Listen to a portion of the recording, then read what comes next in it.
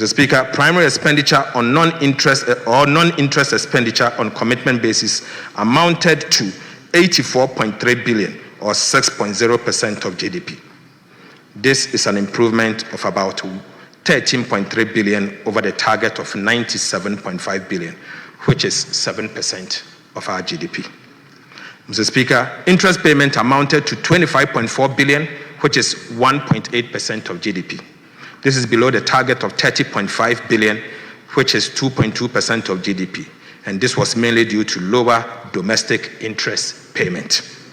Domestic interest payment amounted to 21.6 billion against a target of 26.5 billion, representing a reduction of 4.9 billion Ghana cedis, mainly on account of lower than planned domestic borrowing and the decline in the T-bill rates.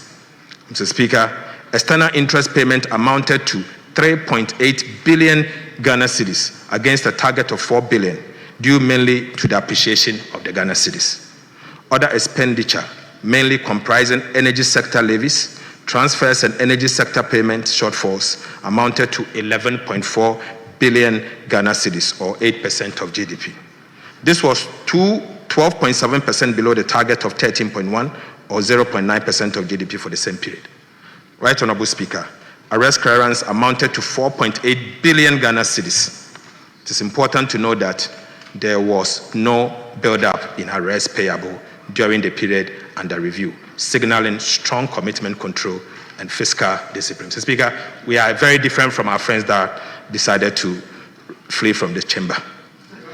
Mr. Speaker, the deficit was largely financed from domestic sources, with net domestic financing of 13.1 billion, well below the 18.7 billion target. The net foreign financing was 2.8 billion, mostly from the utilization of the 4.5 billion IMF disbursement. Mr. Speaker, between 1st of January to 6th of January, the IMF disbursement of 4.5 billion was spent before the Mahama administration took office, just in 6 days. Mr. Speaker, project loan disbursement was 2.4 billion Ghana cedis.